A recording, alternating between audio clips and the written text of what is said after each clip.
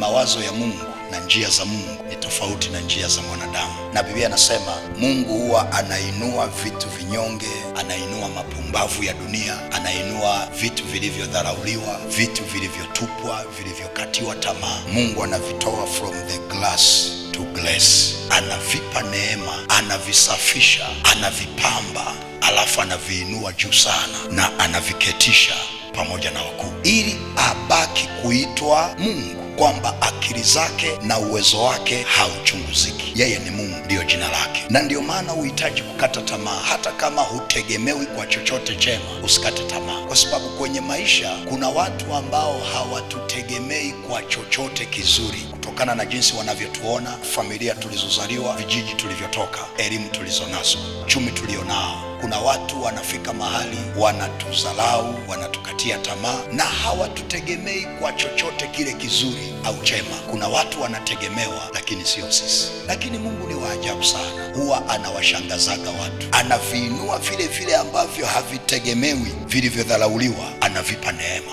Na wewe unayenitazama na kunisikiliza, never give up. Mungu sio mwanadamu. Mungu sio mjomba wako. Mungu sio binamu yako. Anaweza akakunyenyua toka mavumbini, akakuinua juu sana, akakuketisha pamoja na wakuu, na akawashangaza wale wote ambao hawakukutegemea kwa chochote chema. Mungu anaweza akawashangaza. Usikate tamaa, never give up.